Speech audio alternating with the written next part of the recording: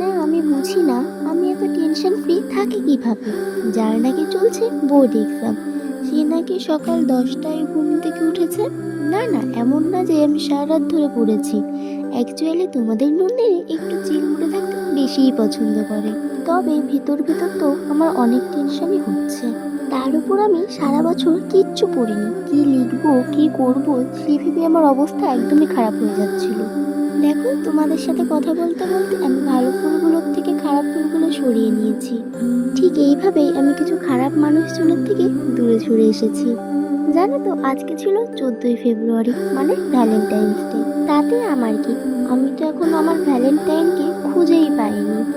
এইসব ভাবতে ভাবতেই হঠাৎ আমার মনে আমাকে ফোন করে বলে আজকে বিকালে আমরা মোমো খেতে যাব।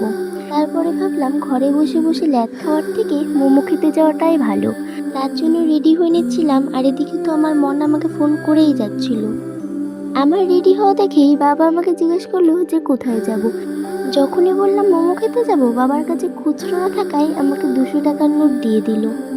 কিন্তু আমি তো জানতামই না আমার মনা আজকে আমাকে সারপ্রাইজ দেওয়ার জন্য ডেকেছে। বাজারে গিয়ে দেখি আমার মনা আমাকে ইয়া বড় একটা চকলেট কিনে দিয়েছে। সত্যি আমি খুবই লাকি যে আমি তোর মতো একটা বেস্ট ফ্রেন্ড পেয়েছি। কারণ এই স্বার্থের দুনিয়ায় তো কেউ টাকা আর স্বার্থ ছাড়া মিশতেই চায় না। কিন্তু তুই তো বিনা স্বার্থে আমার সাথে এতগুলো বছর রয়ে গেছিস। ঠিক এইভাবেই ঝগড়া মারামারি খুনসুটি করে আমার সাথে সারাটা জীবন থেকে যাস। বাড়িতে একা থাকার কারণেই বাবাকে না বলাতেও বাবা আমার জন্য রাইস আর চিলি চিকেন নিয়ে চলে এসেছিল।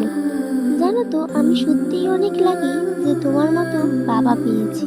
আর এইদিকে আমার ভাইয়ের কাণ্ড দেখো, আমি নাকি বাড়ি না থাকলে ওর ভালোই লাগে না, সেই জন্য বাড়ি আসার সাথে সাথেই আমার কাছে চলে এসেছে। তারপর আমি খেয়ে দিয়ে 11:30টার দিকে পড়তে বসে পড়েছিলাম। আজকে এইটুকুই।